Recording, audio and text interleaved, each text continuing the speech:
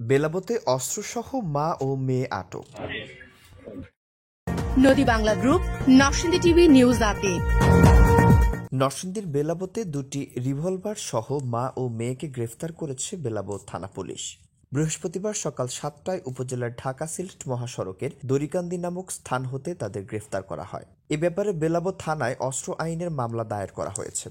গ্রেফতারকৃতরা হল এক হালিমা আক্তার ২৫, পিতা হাফিজুল ইসলাম ও তার মা ফাজেরুন ওরফে ফজরুন ৪৫, স্বামী হাফিজুল ইসলাম। তারা উভয়ই সিলেট জেলার কোম্পানীগঞ্জ থানার বিজয়পাড়ুয়া গ্রামের বাসিন্দা। গ্রেফতারকৃতদের ৫ দিনের রিমান্ড চেয়ে নরসিংদী আদালতে প্রেরণ করা হয়েছে।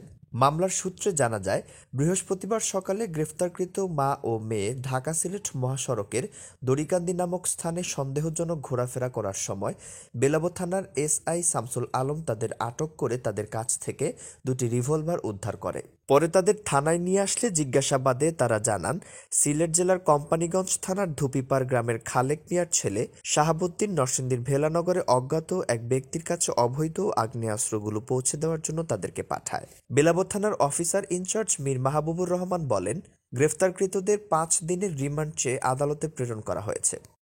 আমরা বিশেষ অভিযান ডিউটি করাকালীন সময়ে বেলাব বারোইচা থেকে দুইজন মহিলাকে দুটি আধা স্বয়ংক্রিয় রিভলভার সহ আমরা গ্রেপ্তার করি। এই অস্ত্র দুইটা তারা সিলেটের কোম্পানীগঞ্জ থেকে নিয়ে আসছিল এবং নরসিংদী সদরের কোনো জায়গায় পৌঁছে দেওয়ার কথা। তাদের এই বক্তব্য আমরা যাচাই বাছাই করতেছি। এই অস্ত্রের উৎস, যোগানদাতা এবং ব্যবহারকারী এবং যারা এটার সাথে জড়িত, আমরা এটা সম্পূর্ণ তদন্ত করে কমপ্লিট যারা দোষী তাদের আইনের আওতায় আনার জন্য আমাদের তদন্ত অব্যাহত আছে। আর নয় ভাড়া বাড়ি, এবার ভাড়ার টাকায় নিজের বাড়ি, নগদ অথবা কিস্তিতে বুকিং দিয়ে আপনিও হতে পারেন একটি ফ্ল্যাটের গর্বিত মালিক।